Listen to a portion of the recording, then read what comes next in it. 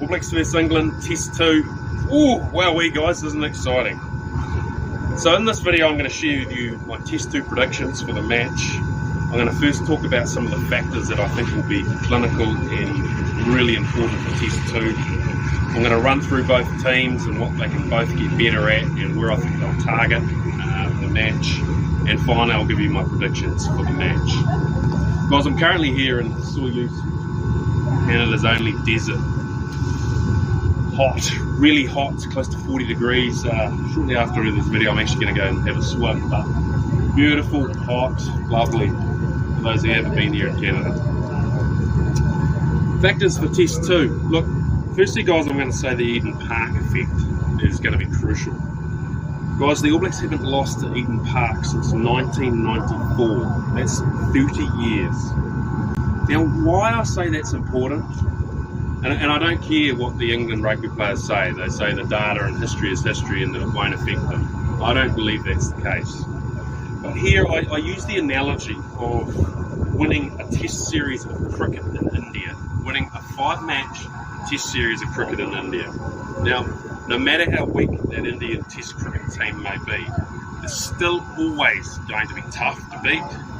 They are going to be, you're playing them in India in their environment, their crowds, and no matter how strong the New Zealand cricket team is, it's always going to be a very tough ask to beat the Indian cricket team in a test series over there.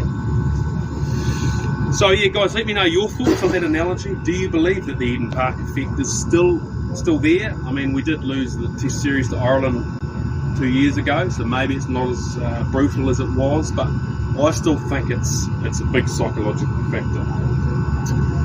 Number 2, look, Test 2 is always strange, guys. Both teams have had a sniff. They're no longer just looking at computer screens or TV for analysis.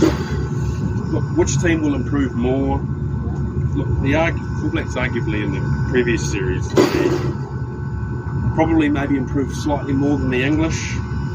Debatable, but what history did show me in that last series, that Test 2 is always close though. England will be better and the All Blacks will be better, but I still think it's going to be pretty close. Guys, let me know your thoughts on that factor. Number 3, the rush defence. Guys, since 2017, the All Blacks have struggled with this rush defence. They haven't found a combative way to clinically break it down yet, guys. So, can they, for once, find a way to manipulate that England defence? Can they create space? Can they create mismatches? Can they get a prop attacking a halfback? Can they get a winger attacking a hooker? Can they do that this time round going forward? If they're able to do that, the All Blacks will win comfortably. Finally, look, I thought that England attack, I would have liked them to attack a bit more, particularly that try after the second half.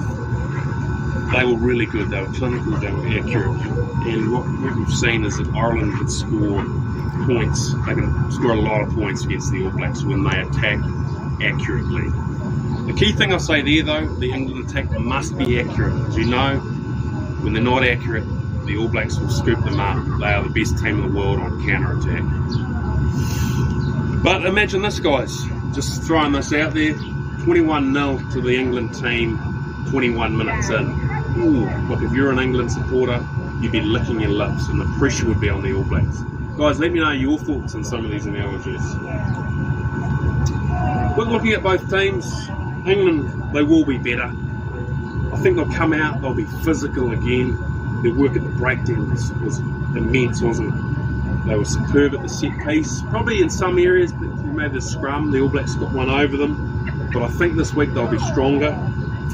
They're obviously missing Joe Marler, so that'll have an effect on it, but I think they'll still come out strong.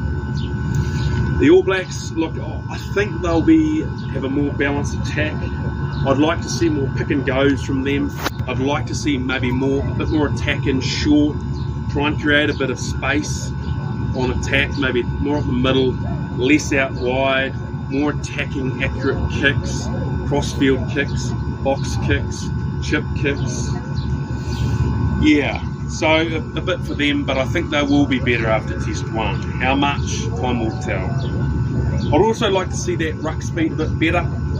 thought they were slow off the breakdown. That England line speed was able to come up quite convincingly and really chop the All Blacks. But if they're able to get their ruck speed a bit faster, it just puts a bit more pressure on that England line defence. And finally, can the forwards match the England team again?